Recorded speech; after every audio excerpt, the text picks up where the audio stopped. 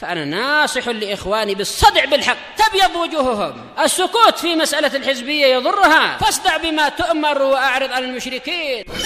سلامي على دماج ورجالها والشيخ يحيى ودار العلم يا سعد بانيها.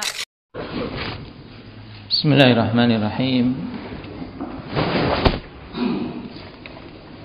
الحمد لله حمدا كثيرا طيبا مباركا فيه كما يحب ربنا ويرضاه. أشهد أن لا إله إلا الله وحده لا شريك له، وأشهد أن محمدا عبده ورسوله صلى الله عليه وعلى آله وأصحابه ومن تبعهم بإحسان إلى يوم الدين. يا أيها الذين آمنوا اتقوا الله حق تقاته ولا تموتن إلا وأنتم مسلمون. يا أيها الناس اتقوا ربكم الذي خلقكم من نفس واحدة وخلق منها زوجها وبث منهما رجالا كثيرا ونساء، واتقوا الله الذي تساءلون به والأرحام إن الله كان عليكم رقيبا. يا أيها الذين آمنوا اتقوا الله وقولوا قولا سديدا يصلح لكم أعمالكم ويغفر لكم ذنوبكم، ومن يطع الله ورسوله فقد فاز فوزا عظيما. أما بعد، فإن أصدق الحديث كتاب الله، وخير الهدي هدي رسول الله صلى الله عليه وسلم، وشر الأمور محدثاتها، فإن كل محدثة بدعة، وكل بدعة ضلالة، وكل ضلالة في النار. أعاذنا الله وإياكم من النار. Ikhwani al-kiram rahimani wa rahimakumullah. Alhamdulillah, kita memuji Allah Subhanahu wa taala dan bersyukur kepadanya atas semua nikmah yang zahir maupun yang batin, atas semua kemudahan-kemudahan yang Allah Subhanahu wa taala berikan kepada kita semua terkait agama kita. Kemudahan untuk kita bisa melangkahkan kaki menuju rumahnya, kemudahan untuk kita bisa mempelajari agamanya, kemudahan untuk kita beribadah kepadanya. Ini semua adalah nikmat yang wajib atas kita semua untuk mensyukurinya.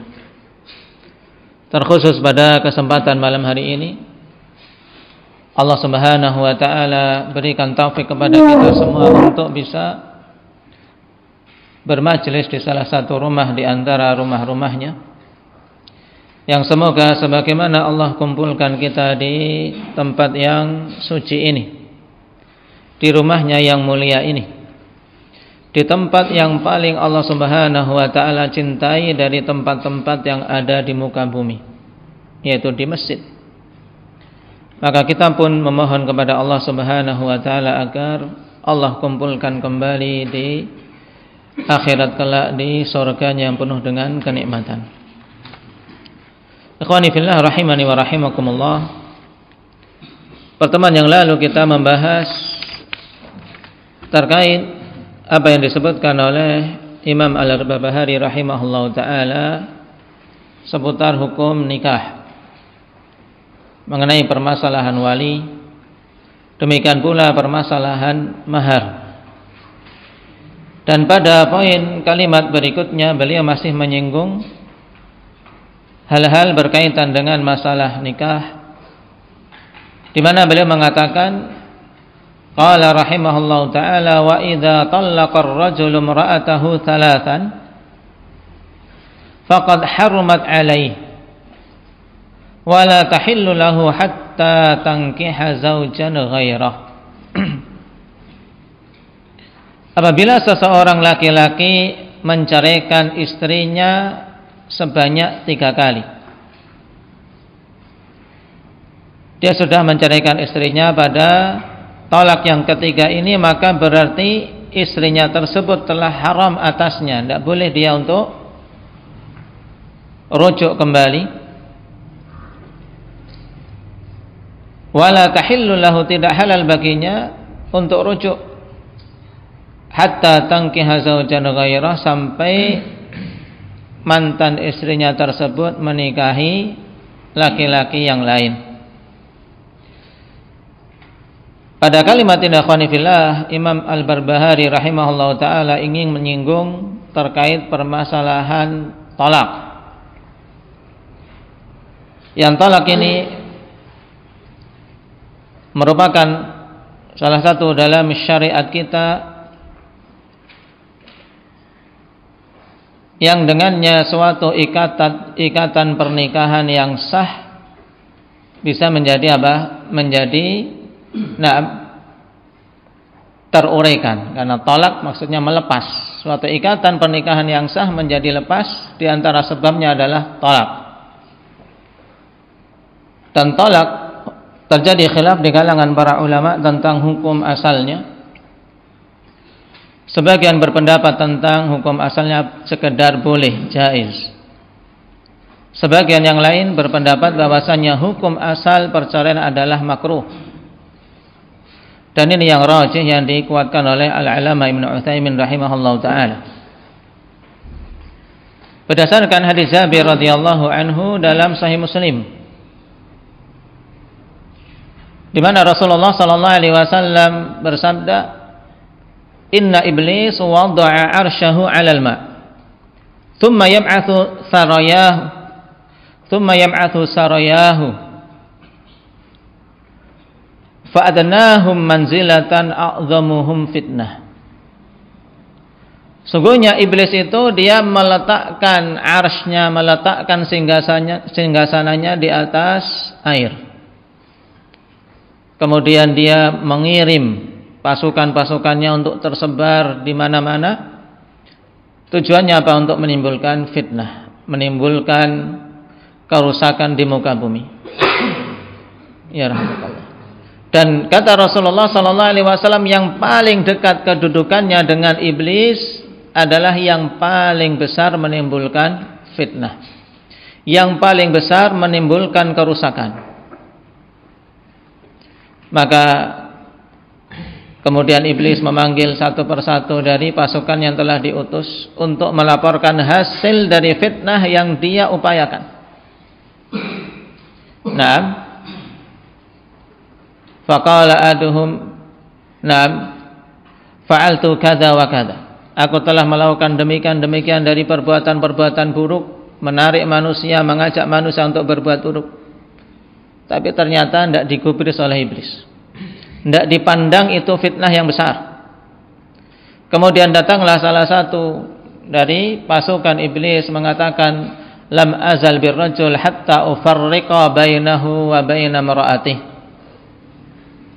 Aku terus-menerus menggoda seorang laki-laki sampai aku bisa memisahkan antara dia dengan istrinya. Maka kemudian iblis dengan bangga mengatakan, "Ni'ma anta." Sungguh sebaik-baik syaitan, sebaik-baik pasukanku adalah kamu. Maka didekatkan kedudukannya dengan iblis ini. Dari hadis ini menunjukkan ikhwani fillah bahwasanya perkara al-firaq baina zaujain, perpisahan antara suami istri, perceraian antara keduanya merupakan hal yang sangat disukai oleh iblis laknatullah alaih dan diupayakan oleh syaitan. Nah, makanya dari sini kita ketahui bahwasanya walaupun talak merupakan hal yang diperbolehkan di dalam syariat kita, tapi hukum asalnya adalah sesuatu yang makruh, sesuatu yang dibenci. Ini hukum asalnya. Kemudian berlaku pada talak ini hukum-hukum yang lain dari hukum-hukum syar'i. Nah, terkadang bisa mencapai tingkatan haram. Nah, seorang laki-laki menceraikan istrinya hukumnya haram. Contohnya apa? Seperti seorang laki-laki menceraikan istrinya dalam keadaan haid. Ini haram hukumnya karena menceraikan istri ketika dia masih haid ini masuk dalam kategori talak bid'i. Talak bid'ah, talak yang tidak sesuai syar'i. Enggak boleh, makanya hukumnya haram. Taib. Atau talak dari seorang laki-laki kepada istrinya, dalam kondisi suci tapi dia barusan menggaulinya. Malamnya dia gauli berhubungan suami istri, kemudian paginya mau dia ceraikan. Hukumnya apa seperti ini? Haram. Kenapa? Karena belum diketahui apakah dengan sebab hubungan yang tadi malam itu ada benih di rahimnya atau tidak. Ini tidak boleh. Terkadang talak hukumnya wajib. Talak hukumnya wajib. Kapan itu? Ketika seorang laki-laki dia mengatakan, kamu wahai istriku haram atasku untuk aku gauli selama sekian-sekian misalnya. Jadi suami ini enggak mau menggauli istrinya, enggak mau memberikan nafkah batin kepada si istri. Yang dinamakan dengan ila. Maka dalam kondisi seperti itu si laki-laki ini apabila telah memasuki batas yang telah ditetapkan oleh syariat. Batas yang ditetapkan oleh syariat yaitu 4 bulan. Kalau sudah 4 bulan lewat kok laki-laki ini tidak mau juga menggauli istrinya, maka diwajibkan untuk menceraikannya. Dia dipaksa untuk menceraikan istrinya. Ini talak yang sifatnya atau yang hukumnya wajib. Terkadang juga talak hukumnya mustahab, disunnahkan. Ketika misalnya seorang suami mendapati istrinya ini seorang yang menyanyiakan hak Allah Subhanahu wa taala yang wajib seperti salat. Salatnya disia-siakan. Dan si suami tidak mampu untuk mendidiknya lagi, sudah ngeyel. Atau didapati istrinya ini tidak menjaga kehormatannya.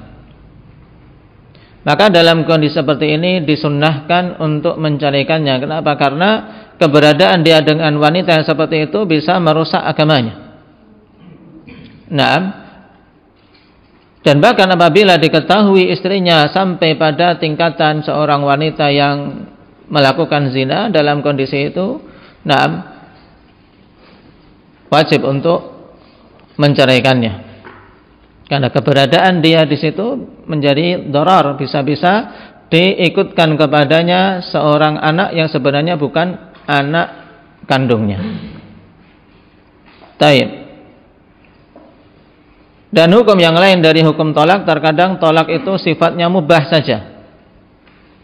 Sifatnya mubah apabila menceraikan istri karena suatu hajah, suatu kebutuhan. Ada hajah, ada kebutuhan untuk menceraikannya. Kenapa? Misalnya sudah didapati sifatnya yang buruk, tapi tidak sampai berkaitan dengan hak Allah. Sifat buruk dalam isyrah, dalam bergaul dengan suaminya. Taib. Tapi tidak pula sampai pada tingkatan menodai kehormatannya. Kalau sudah tingkatan kehormatannya tidak dijaga, ini kan tadi sunnah hukumnya untuk menceraikannya, bahkan bisa sampai tingkatan wajib. Tapi yang sekedar mubah, seorang suami menceraikan istrinya mubah ketika menceraikannya karena hajah. Karena suatu perkara yang asalnya makruh ketika ada hajah menjadi menjadi mubah. Ini kaidahnya. Ini terkait hukum talak. Kemudian pada perkataan Imam Al-Barbahari rahimahullahu taala, beliau mengatakan idza talaqar rajul imra'atahu. Ini isyarat bahwasanya talak itu adalah adalah murni berada di tangan suami. Tidak bisa seorang wanita aku ceraikan kamu, tidak ada. Yang menceraikan itu suami. Yang menceraikan suami. Jadi perceraian itu di tangan suami. Nah,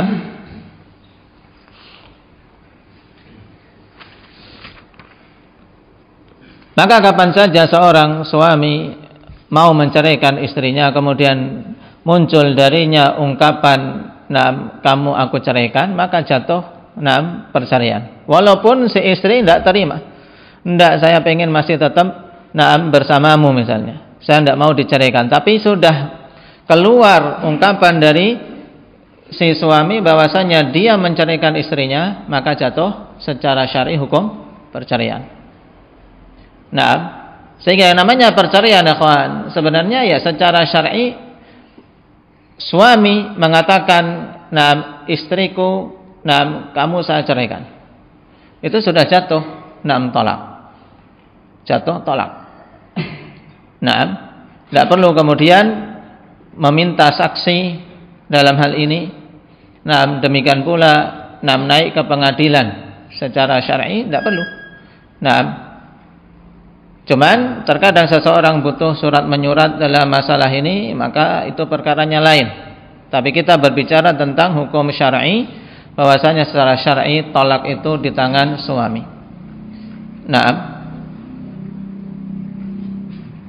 dan tolak, ikhwan, dari sisi apakah sesuai syariat atau tidak dalam menjatuhkannya, terbagi menjadi dua jenis. Diungkapkan oleh para fuqaha dengan tolak sunnah dan tolak bid'i atau tolak bid'ah. Dan ini termasuk diantara ungkapan di dalam kitab-kitab fikih yang jarang, ikhwan.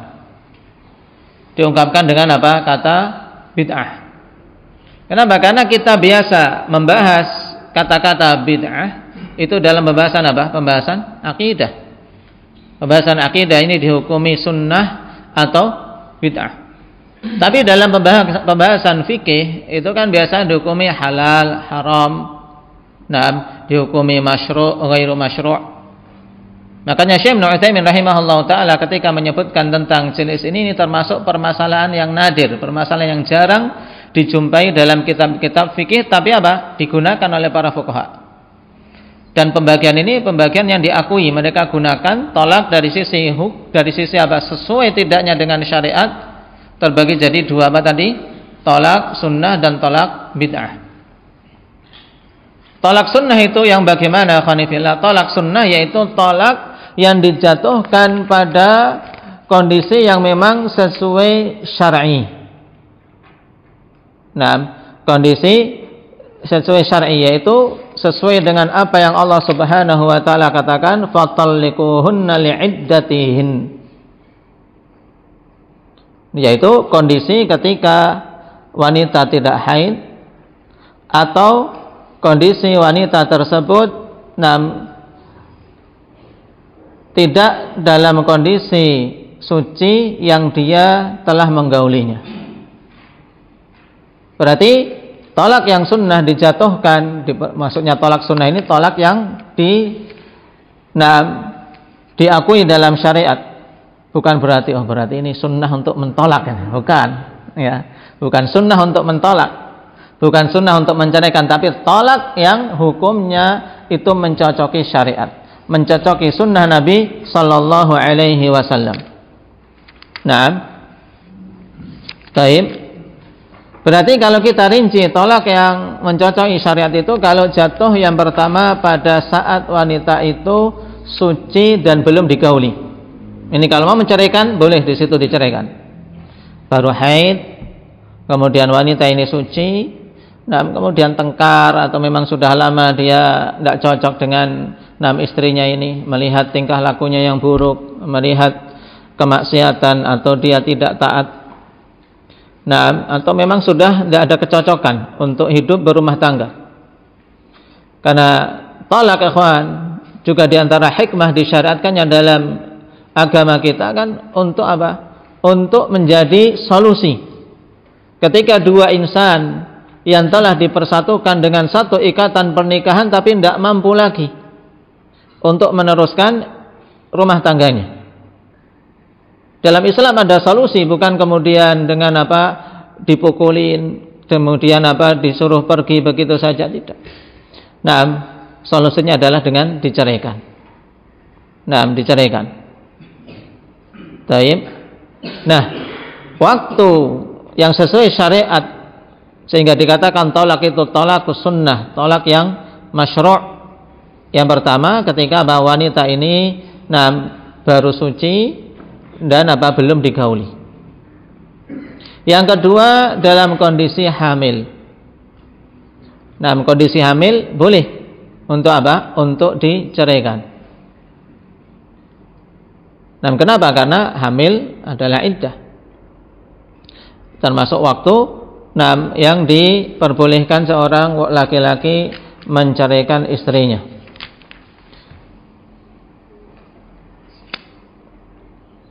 Adapun tolak yang bid'ah adalah tolak yang dijatuhkan ketika istri dalam kondisi haid, dan ketika istri dalam kondisi suci tapi telah digauli.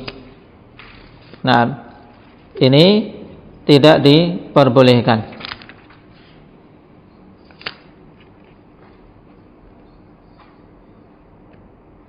Dan apakah tolak yang dijatuhkan seperti ini dihitung sebagai satu tolak?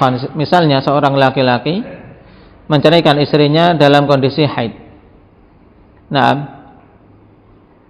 Dan perlu juga diketahui wanita dalam kondisi haid itu kan terkadang suasana hatinya berubah.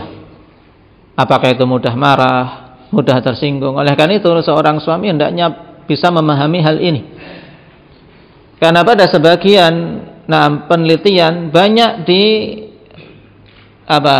didapati bahwasanya kasus perceraian ternyata terjadi di saat istrinya haid.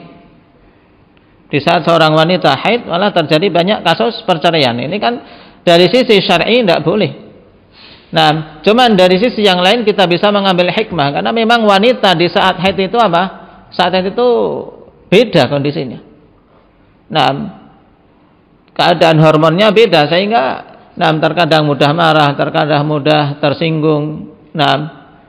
Juga hal-hal yang lain yang terkadang menjadikan terjadi pertengkaran, atau yang lainnya. Makanya di sini ketika kita tahu di situ tidak boleh menjatuhkan tolak di saat dia masih haid. Di sisi yang lain juga berarti dorongan untuk kita bersabar. Dorongan untuk kita bersabar ketika menghadapi hal yang demikian. Cuman apakah dihukumi jatuh kalau sudah terlanjur menceraikan istrinya di saat haid? Dihukumi jatuh cerai pertama atau tolak pertama, misalnya itu baru sekali, dihitung tolak pertama atau tidak, terjadi khilaf di kalangan para ulama. Yang menjadi dasar dalam masalah ini khonifillah yaitu hadis tentang kasus Abdullah bin Umar radhiyallahu anhuma. Ketika Abdullah bin Umar radhiyallahu anhuma beliau menceraikan istrinya, tapi ketika itu dalam kondisi haid. Maka disampaikanlah kepada Umar radhiyallahu anhu, dan Umar kemudian mengangkat perkaranya kepada Rasulullah sallallahu alaihi wasallam. Maka kemudian Rasulullah sallallahu alaihi wasallam membimbingkan murhu falyuraji'ha. Perintahkan kepada Abdullah bin Umar untuk merujuknya. Tayyib. Nabi sallallahu alaihi wasallam memerintahkan kepada Umar agar Umar memberitahu anaknya untuk Abdullah bin Umar merujuk kepada istrinya tadi sampai selesai haid, dirujuk sampai selesai haid, sampai suci. Kemudian kalau sudah suci kamu mau ceraikan lagi, tidak masalah, karena itu adalah waktu yang diperbolehkan di dalam syariat untuk menceraikan. Sisi pandang para ulama pada kata falyuraji'ha, rujuklah dia. Sebagian ulama mengatakan falyuraji'ah maksudnya rujuklah dia dari tolakmu. Ini menunjukkan bahwasanya dihitung yang dilakukan oleh Abdullah bin Umar sebagai tolak yang pertama. Taib. Namun ulama yang lain yang ini dirajihkan oleh Al-Alama Ibnu Utsaimin rahimahullahu taala, akhwani fillah, itu maksud fal yuraji'ah yaitu kembalilah ke pernikahanmu. Dalam artian kembali ke ikatan pernikahan seperti biasa. Karena apa? Karena perceraian yang dijatuhkan pada saat haid tidak dikatakan tolak yang syar'i. Maka diungkapkan dengan tolak bid'ah. Taib. Makanya tidak dihitung sebagai apa? Sebagai tolak. Dan ini yang sesuai dengan istilah dan sesuai dengan kaidah, ya kawan. Karena apa? Kalau kita perhatikan, rujuk, murajaah, kawan, dalam dalil Al-Quran maupun As-Sunnah, ketika datang bukan istilah yang sebagaimana diungkapkan oleh para fuqaha. Kalau fuqaha ketika membahas masalah cerai dan kemudian murajaah, maksudnya rujuk dari perceraian. Tapi untuk lisan syar'i dalam dalil Al-Quran maupun As-Sunnah kita tidak mendapati yang demikian. Kita tidak mendapati yang demikian. Makanya fal yuraji'ah maksudnya bukan rujuk dari tolak, tapi apa? Kembalilah untuk apa? Untuk meneruskan pernikahannya. Meneruskan pernikahannya. Kemudian apa? Baru mau mencerai. Kalau mau menceraikan, ya ceraikan apa? Di saat tepat waktunya, yaitu setelah suci. Ini dua pendapat di kalangan para fuqaha. Yang satu mengatakan dihitung, yang kedua mengatakan tidak dihitung, dan yang kedua ini yang dirujukkan oleh Syekh Ibnu Utsaimin. Baik. Dari sini juga menunjukkan bahwasanya tolak itu tidak perlu saksi, ya kawan. Tidak perlu saksi. Bahkan seandainya seorang laki-laki menceraikan istrinya dalam kondisi istrinya tidak tahu, itu jatuh. Misalnya seorang laki-laki ngomong kepada temannya, Taib, lagi dikabari misalnya sama temannya, bang, istrimu tadi di luar, gini misalnya, marahlah. Taib, aku ceraikan dia. Dengan apa? Lafaz yang diikuti dengan niat untuk menceraikan istrinya, maka jatuh apa? Jatuh tolak. Walaupun apa? Istrinya tidak dengar. Kenapa? Karena tolak itu di tangan suami. Kapan saja memang suami melafadzkan kalimat dengan kalimat yang bermakna tolak dengan bahasa apapun, diiringi dengan niat dalam kondisi dia sadar, maka jatuhlah tolak. Jatuhlah tolak. Walaupun tidak ada saksi, walaupun bahkan si istri tidak mendengarnya. Baik.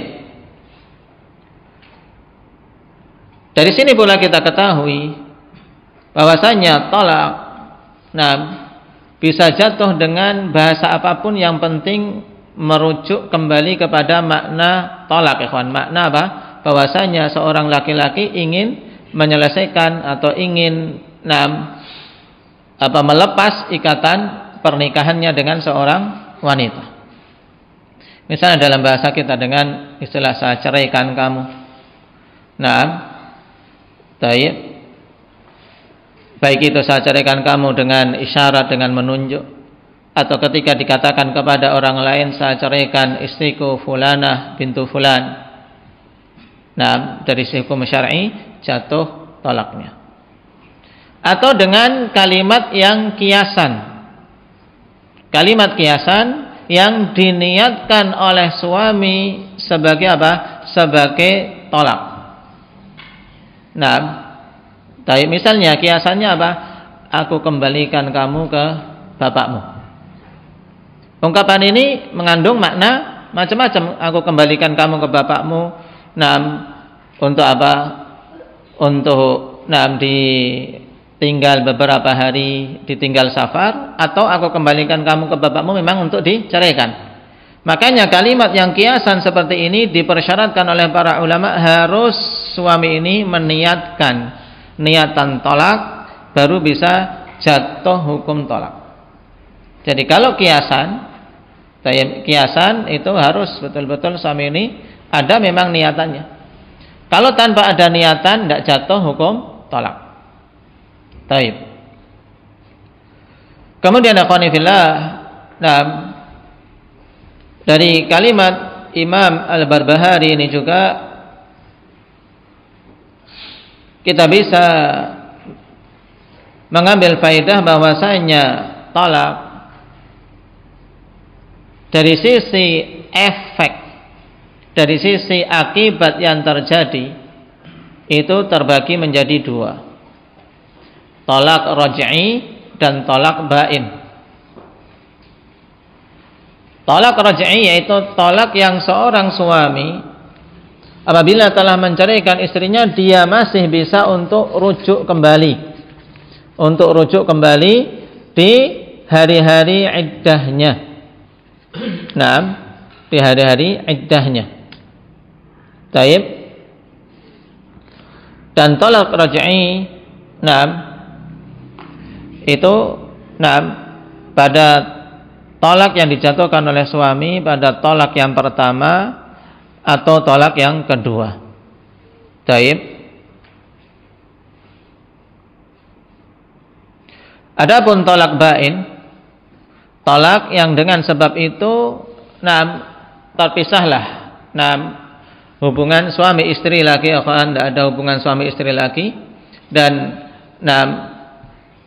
ketika suami mau kembali, ini pun beda dengan raj'i. Kalau tolak raj'i, suami ingin kembali tinggal mengatakan aku rujuk, yuk kita balik lagi. Bisa saja, atau bahkan tanpa ngomong-ngomong tiba-tiba dia datangi istrinya langsung hubungan, sudah dikatakan rujuk. Ini pada apa? Tolak pertama dan tolak kedua. Selama masih di masa iddah, kalau seorang yang wanita itu wanita masih haid, berarti masa iddahnya berapa? Salah satu quru. 3 kali haid. Kalau dia masih hamil, maka apa? Masa iddahnya sampai melahirkan anaknya. Taib. Nah, ketika suami menceraikan di saat itu, kemudian dia mau rujuk kepada istrinya di masa iddahnya, kalau untuk talak yang pertama dan talak kedua hukumnya apa? Boleh. Boleh. Dan cara rujuknya bisa dengan qaul. Dengan perkataan aku rujuk dari tolak. Taib. Atau ungkapan lainnya menunjukkan makna rujuk. Taib. Mengajak pada istrinya, ayo kita kembali, perbaiki rumah tangga kita. Taib. Ini sudah makna rujuk. Dan rujuk sebagaimana tolak, kawan, itu di tangan suami. Taib. Rujuk di tangan suami. Sehingga ketika suami meminta rujuk, suami mau rujuk, aku rujuk kamu. Kemudian si istri ternyata sudah tidak mau. Di sini bukan berarti apa rujuknya suami ini tidak diterima. Tetap dengan suami mengatakan aku rujuk, ini sudah apa? Dia rujuk. Berarti si wanita tadi lagi langsung otomatis menjadi apa? Menjadi otomatis kembali ke dia sebagai istrinya secara sempurna. Ketika istri ini tidak mau, disitulah hukum lain lagi. Berarti kalau tidak mau dia apa? Meminta khulu. Bukan kemudian rujuknya tidak sah, rujuknya tidak, aku tidak terima rujukmu, prek, ya, sudah marah misalnya. Tetap, merujuknya diakui secara syar'i. Sehingga ketika menggaulinya misalnya pas tidur kemudian dia gauli diam-diam misalnya, tidak dikatakan memperkosa istrinya sendiri. Sudah sah dengan rujuknya tersebut, sah. Taib, dan tidak dikatakan dia memaksa, tidak, karena istrinya. Taib. Baru kalau si istri ini memang tidak mau lagi dengan suaminya itu, secara syar'i dia boleh mengajukan apa? Khulu, dan perkaranya pembahasannya lain. Taib. Ini tentang talak raj'i. Adapun talak bain, dan inilah yang disebutkan oleh Imam Al-Barbahari rahimahullahu taala. Nah, dengan perkataan beliau, wa idza talaqa ar-rajulu imra'atahu thalathan faqad harumat 'alaihi wa la tahillu lahu hatta tankiha zawjan ghairah. Yaitu, seorang laki-laki kalau sudah menceraikan istrinya sebanyak 3 kali, maka haram atasnya. Nah, inilah yang dinamakan dengan tolak bain bainah kubra, bainatun kubra. Karena tolak bain terbagi menjadi 2, ikhwan, dari sisi perpisahan tersebut. Yang pertama yang disebutkan oleh Imam Al-Barbahari di sini, bainunah kubra, tolak bain bainunah kubra. Yang ini untuk suami kembali lagi kepada istrinya tersebut, syaratnya berat. Yaitu apa? Tidak halal bagi suami untuk kembali menikahi wanita itu, ya, sampai apa? Wanita ini dinikahi oleh laki-laki lain, kemudian apa? Laki-laki itu menceraikannya, baru boleh balik. Dan baliknya ini maksudnya apa? Dengan nikah baru dan mahar baru. Taib, ini namanya bainunah kubra. Taib.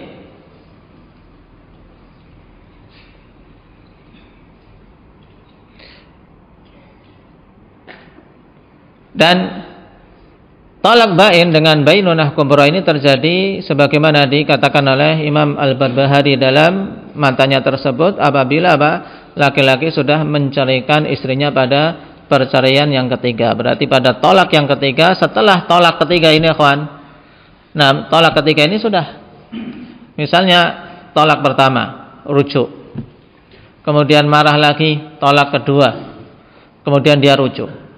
Ini sudah 2. Ini kalau sudah 2 ini harus betul-betul hati-hati. Jangan sampai mengucapkan kalimat aku ceraikan kamu, kecuali dia harus berpikir panjang. Kenapa? Karena setelah yang kedua ini berarti akan masuk ke tolak yang ketiga. Dan kalau sudah tolak ketiga tidak bisa kemudian dia rujuk begitu saja, tidak bisa. Karena kalau sudah jatuh kata aku ceraikan kamu dan ini sudah yang ketiga kalinya, maka ini sudah bain bainunah kubra, harus dipisah, tidak bisa rujuk lagi. Kecuali kalau si istri ini setelah selesai masa iddah kemudian menikahi suami dengan nikah yang sah, bukan nikah untuk niatan aku nikah saja, nikah sandiwara saja, nikah sandiwara untuk drama dalam surat nikah, yang penting dinikahi laki-laki, tapi nanti syaratnya sebulan diceraikan untuk balik ke suami pertama. Ini tidak sah. Ini tidak diperbolehkan dan ini termasuk diantara dosa besar. Makanya dipersyaratkan halalnya bagi suami yang pertama, ikhwan, untuk bisa kembali menikahi istrinya yang telah dia ceraikan 3 kali tadi, yaitu sampai dinikahi laki-laki lain dan diceraikan dengan syarat nikah itu nikah yang sahih zahir dan batin. Maksudnya nikah sahih zahir batinnya adalah secara zahirnya memang sah, terpenuhi syaratnya, ada wali, ada keridhaan, dan seterusnya yang telah kita lewati. Secara batin memang laki-laki ini menikahi wanita tersebut yang memang untuk dijadikan istri. Dan seorang menikahi wanita, ikhwan, tidak boleh dia niatannya nantilah kalau 7 tahun aku ceraikan, tidak boleh. Karena dalam pernikahan seorang menikahi itu niatannya untuk selama-lamanya. Ketika seorang laki-laki menikahi wanita dengan niatan nanti mau dia ceraikan, ini sudah haram. Haram dalam niatannya. Walaupun tidak dia ungkapkan, tidak ada yang tahu, cuman disembunyikan dalam dirinya. Ompong pokoknya tak ceraikan misalnya. Ini sudah niatan yang dosa. Ya. Tapi tolak itu kan ibarat sebuah jalan keluar dari Allah, maka tidak boleh dia niatkan dari awal untuk untuk bercerai. Kemudian syarat yang kedua, ikhwan, pernikahan itu yaitu apa? Si laki-laki kedua yang menikahi mantan istri ini sudah apa? Menggaulinya. Jadi tidak cukup sekedar akad. Jadi sudah dapat akad, sudah surat nikah, tapi kemudian aku tidak mau digauli pokoknya. Tidak mau digauli. Karena apa? Dia ingin kembali ke suami yang awal. Cuma ini sebagai syarat saja. Ini tidak boleh. Jadi harus nikah yang sahih, zahir dan batin, dan harus si laki-laki ini apa? Menggaulinya. Sudah apa? Menggaulinya, melakukan hubungan suami istri. Baru kemudian kalau kok ini melihat belum move on ini dari suami pertama, nah, percuma juga saya nikahi dengan 6 perempuan ini, karena dia juga akhirnya nusyuz, akhirnya apa? Berbuat maksiat. Nah kemudian dari diri sendiri ingin apa? Menceraikan. Nah ini sah. Nah boleh ya, dia ceraikan, kemudian tunggu masa iddahnya. Kemudian laki-laki yang awal tadi mantan suaminya mau menikahi, ini baru apa? Diperbolehkan. Taib. Ini bainunah kubra, ikhwan. Adapun yang talak bain bainunah sughra. Bainunah sughra ini adalah apa? Talak yang terjadi, akhwan, di mana suami tidak memungkinkan untuk merujuk kepada wanita yang telah diceraikannya kecuali dengan mahar baru dan nikah baru. Ya, dengan nikah baru, akad baru, mahar baru. Taib. Ini bainunah sughra, tapi tidak dipersyaratkan harus dinikahi laki-laki lain. Ini terjadi pada beberapa bentuk, pada beberapa kondisi. Yang pertama, akhwan, ketika apa? Ketika seorang wanita diceraikan oleh suaminya sebelum dukhul. Sebelum dukhul langsung ceraikan, maksudnya baru akad, ya kan? Akad, kemudian ada sedikit masalah atau enggak cocok. Akhirnya apa? Belum dukhul suaminya mengatakan kamu saya ceraikan. Tayyib, kamu saya ceraikan. Maka ini tolaknya tolak bain, kawan. Walaupun pertama kali. Kenapa? Karena apa? Wanita yang kondisi seperti ini belum digauli kok diceraikan, tidak ada masa iddahnya. Dia tidak memiliki masa iddah. Sudah ceraikan, dia masih pakai baju pengantin misalnya, ada laki-laki sudah aku sama dia aja. Boleh tidak? Boleh. Misalnya sudah ramai ini, misalnya sudah di rumahnya sudah ada acara, masih acara kok langsung baru akad, sah akadnya langsung diceraikan oleh si laki-laki. Padahal masih banyak orang. Kemudian langsung dicarikan mempelai laki-laki yang lain untuk menikahi ini, boleh enggak? Boleh, karena enggak ada iddahnya. Enggak ada masa iddahnya ketika baru akad saja, belum dukhul. Taib.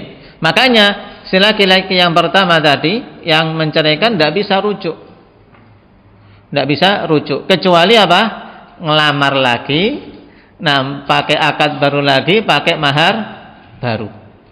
Taib, pakai mahar baru. Taib.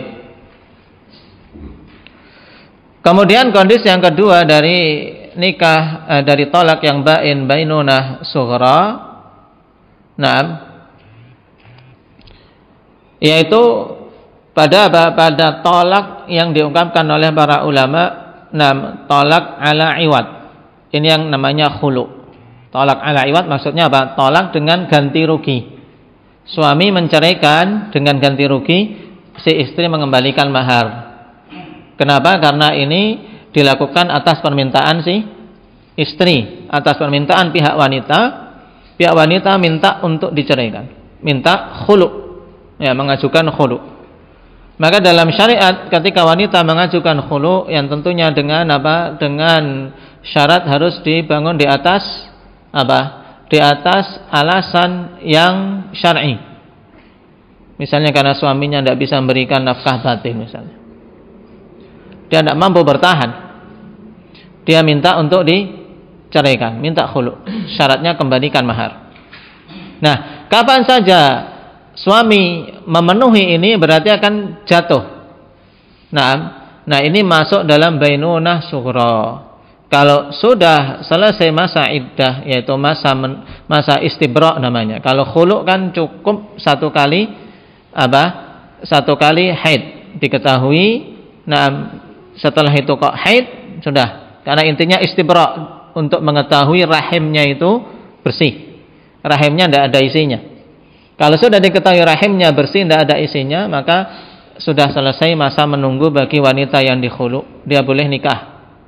Nah, dia boleh nikah kalau ada yang menginginkannya. Tapi kalau suami yang awal tadi berusaha memperbaiki diri, pokoknya ingin, ayo rujuklah. Dan wanita ini menerima karena melihat mungkin ada perubahan pada suaminya, dia menerima. Ingin kembali lagi untuk apa? Untuk membangun rumah tangga. Apakah cukup dengan rujuk? Tidak cukup. Dia harus dengan nikah baru dan mahar baru, ya, nikah baru dan mahar baru. Ini yang bainunah kubra. Jadi kita punya gambaran. Kalau yang raj'i cukup rujuk saja, mengatakan aku rujuk kamu. Nah, atau dengan perbuatan, dengan menggaulinya langsung. Taib. Ini sudah dikatakan rujuk. Ada pun tolak bain, ikhwan. Ada dua jenis, bainunah sughra, ini yang menikahinya lagi dengan nikah baru, mahar baru. Sedangkan bainunah kubra, itu harus menunggu sampai wanita itu dinikahi oleh orang lain dan orang lain ini menceraikannya, kemudian selesai masa iddah baru dia boleh balik lagi. Dengan nikah baru dan mahar baru tentunya. Nah, ini yang disinggung oleh Imam Al-Barbahari rahimahullahu taala. Taib. Dan itu nas di dalam Al-Qur'an. Taib. Bahwasanya tidak boleh untuk menikahinya hatta tankiha zaujan ghairah.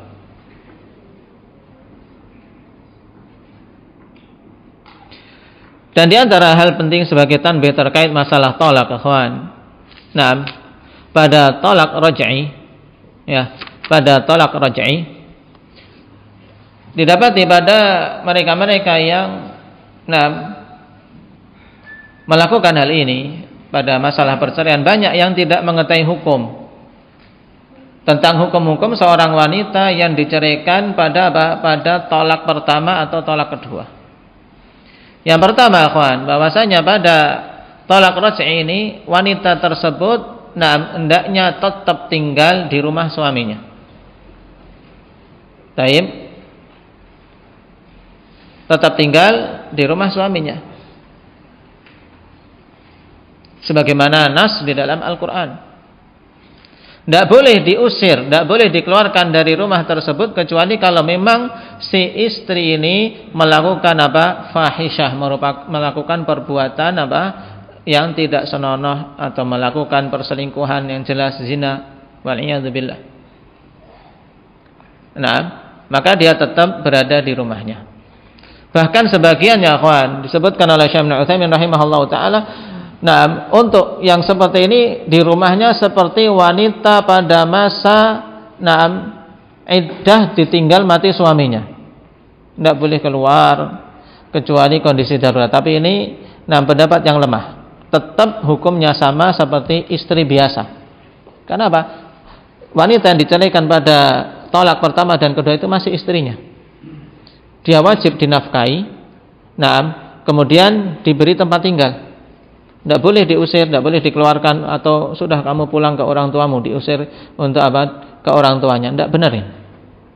Tapi tetap di rumahnya, mungkin dengan keberadaan dia di situ bisa nanti bisa rujuk kembali. Bisa rujuk kembali.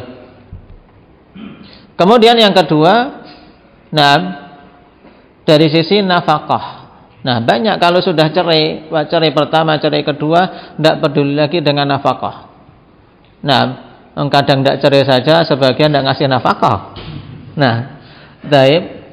Nah, ketika tolak masih tolak raj'i di masa iddah berarti apa? Kalau dia itu yang masih subur berarti 3 kali haid. Kalau dia sudah tidak subur berarti dengan 3 bulan, hitungan 3 bulan. Maka 3 bulan ini dia wajib memberikan nafkah. Nah, baru kalau sudah selesai iddah, nah sudah bukan kewajiban lagi untuk memberikan nafkah kepada mantan istrinya itu.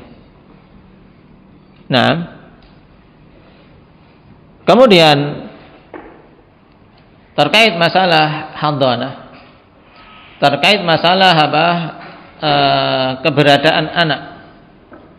Apabila memiliki anak kecil dari pernikahan tersebut, ikhwan, maka anak apabila usia belum mencapai umur 7 tahun, maka yang berhak untuk merawatnya adalah wanita itu, ibunya. Baru kalau sudah berumur 7 tahun, yaitu pada usia keumuman tamyiz. Keumuman tamyiz di 7 tahun. Terkadang ada yang kurang dari itu, terkadang ada yang lebih. Tapi syariat kan dibangun di atas hukum yang aghlabi. Nah, kalau itu adalah anak perempuan, kalau itu adalah anak perempuan, maka hadhanah, yaitu perawatan bagi si anak ini langsung diberikan kepada ayahnya. Kalau anak perempuan kembali ke ayah. Yang paling berhak adalah ayahnya kalau sudah Sudah 7 tahun ke atas. Tapi kalau itu anak laki-laki, maka diberi pilihan.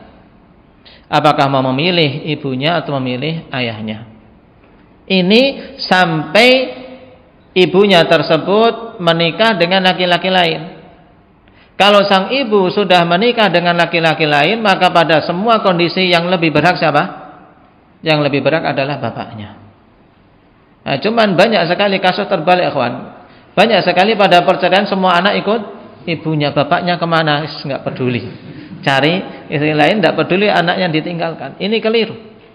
Ini juga termasuk di antara Di antara lemahnya rujulah, lemahnya sifat kelelakian. Bagaimana dia memiliki anak, kemudian dia ceraikan ibunya, kemudian anaknya semuanya disuruh untuk ikut ibunya semua. Nah, dan kalau toh seandainya anak ini memang ingin ikut ibunya, sang ayah tetap wajib memberikan nafkah. Ini yang banyak tidak dipedulikan. Nah, ayah tetap wajib memberikan nafkah kepada anak-anaknya, kan itu anak dia. Bahkan seandainya bayi, ya kawan, seandainya ini bayi dan disusui oleh ibunya, maka ibunya itu harus diberi upah. Ibunya ini kan berarti mantan istri, ya kan? Mantan istri. Ini diberi upah. Nah, dibayar karena dia menyusui anakku, walaupun juga anak dia, ya kan? Tapi, dalam kondisi ini anak itu kan nisbahnya kepada ayahnya. Diberi nafkah untuk anaknya dan ujrah untuk ibunya. Sampai tadi kalau sudah 7 tahun, kalau perempuan yang paling berhak ayahnya. Kalau itu laki-laki diberi pilihan. Tapi kalau ibunya ini sudah menikah dengan laki-laki lain, maka yang paling berhak adalah ayahnya. Sehingga ayah kalau mau mengambil, dia paling berhak di situ. Untuk ikut bersamanya. Wallahu ta'ala alam. Ini sekilas tentang beberapa hukum seputar nikah. Semoga bermanfaat atau seputar tolak secara khusus. Nasallallahu taufiq wassadad. Walhamdulillah. Kalau ada pertanyaan, tafadhol.